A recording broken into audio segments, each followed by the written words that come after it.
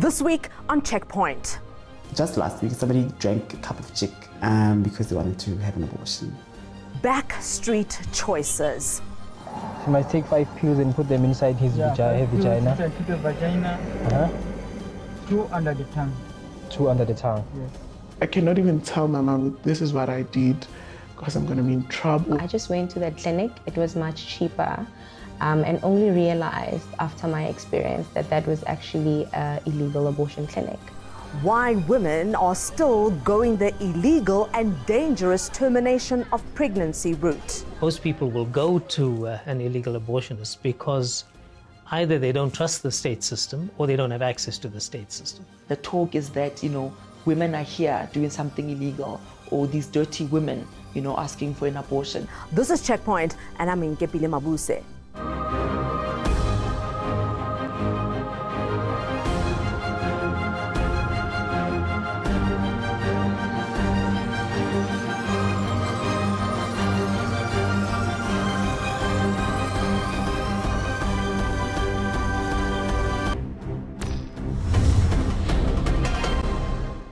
According to the World Health Organization, 35 out of 1,000 pregnancies in Southern Africa end in abortion, one of the highest rates in the world. Almost all of these are backstreet, even though safe termination is a simple and effective procedure.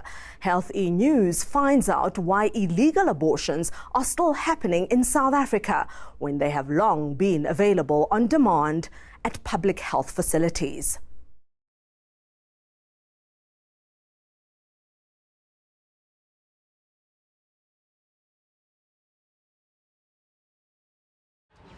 This is Zanele Nzimande.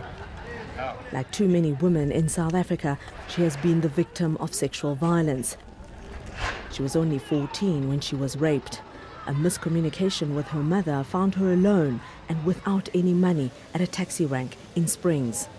I said this taxi nearest to see these guys were waving. But yeah, come this side. Was I? Like, okay, maybe I should go there. I run to the taxi. I get in. Okay, they asked me, Uyapi, I told them, no, it's akan. Okay, ngena sietsakan. I get in. A couple of minutes later, these people are drunk, you see. I start realizing they're friends. The driver is talking to the guy that's sitting next to me and the guy that's sitting at the back. They weren't heading towards Tsakani. A couple of kilometers again.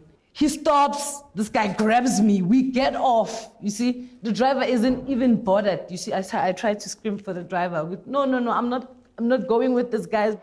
She says she was taken to a shack and raped repeatedly by 2 of the men.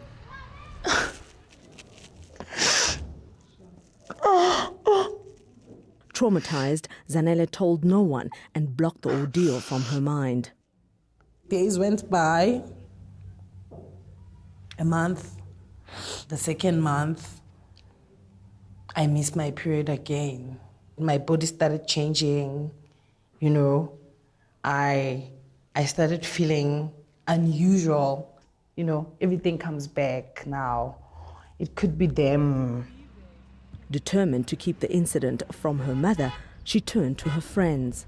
I go there, she has a phone, and then she starts surfing the internet, Facebook, anything, social networks, we see what we can find. And then we start seeing these flyers that they post everywhere that, safe abortions and blah, blah, blah, blah, blah. She tells me about those. She's like, no, this could work. Gaupalelwa Palaitzile, a gender activist, had a similar experience. I was in first year in 2009 when I was raped. I also didn't know anything about abortion. I only heard rumors about abortion. And I found out that I was pregnant about 2 weeks after. I decided I wanted to have an abortion. I tried public health hospitals, but I was booked for a later time where I'd be at least 20-something weeks. Desperate, she looked for a solution. A friend on campus gave me a pamphlet and said, here's a clinic, go to this clinic. I didn't know there's even illegal abortion clinics, so I just went to that clinic. It was much cheaper and only realized after my experience that that was actually an illegal abortion clinic. Zanele also visited an illegal clinic. She gave me a syrup. I drank that syrup, and then she gave me 3 pills that she told me I should drink after 30 minutes drinking the syrup. I started bleeding, bleeding extremely. And then she had paper towels and whatever. She opened my legs and, started cleaning me up, I think. I'm guessing she was cleaning me up. For Gao, it sparked a new chapter and crusade. Because of that horrific experience, I decided that from then on, I'm going to be very vocal about abortion. I'm pretty sure there's quite a lot of women, even well-known women who've had abortions who don't want to speak out. And if we had that kind of raw, impactful campaign, I think it would work to put the narrative back into the people's minds that, having an abortion is important and it's a right that every woman deserves. Zanele and Gao's experiences aren't unique. Every year in South Africa, tens of thousands of women opt for risky illegal abortions. I wrote about it on social media. I remember one day getting home and feeling like I had seen a post where a woman was being called a murderer for having had an abortion. And I decided that day that I'm going to break my silence and I'm going to speak out about my experience. I remember I had 2 posts on Facebook that went viral. And funny enough, there was a lot of support. Gao realized there was a need to create a safe space where women could communicate and share their stories. We decided to create a subgroup for abortion called Abortion Support South Africa. And basically the point of that group for me was to have women speak out openly about abortion, number one, and not make it this dirty little secret that we have to keep away. While Gao and Zanele had no complications from their abortions, Zinzi, not her real name, narrowly escaped death. She was just 19. I had a traditional grandmother by the time that if she finds out, I'm going to be in trouble. As cultural people, when you're 21, there's a ceremony that they need to do for you, that you've saved yourself and you don't have a child, and then they celebrate. So I was like, no, I also want to get that thing. She was determined to get out of the situation, so phoned a street pole ad.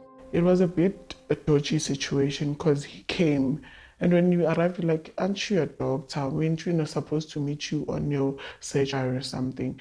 And it's like, no, I deliver for this person. I'm like, okay, what is it that you deliver? And then he gave us 2 pills. The one you need to drink it, and the other one you need to put under your vagina. And then I was like, okay, after this, what is it that is going to happen? Okay, my boyfriend was like, aren't you supposed to clean her after? And I'm like, no, everything is fine. After when she drinks the pills, it's going to be okay. She took the pills, after which the bleeding wouldn't stop. In the morning when I woke up, I had a heavy flow bleeding, and the blood was over. And I asked my mom, what is going on? She was like, what did you took? I'm like, I took nothing. Because I cannot even tell my mom, this is what I did. She tried calling the man who had sold her the pills. The phone is not ringing. The person is the phone doesn't even ring at all, went off. The rest of the day was a blur. Zinzi woke up in hospital. I was in the machine and I was like, what is going on? And then I saw my mom crying and she said, you nearly died. I'm like, nearly died? What is going on? When we return, we go undercover to find out who's offering illegal abortions. By the time you get to us, sometimes there's little that we can do to save a life.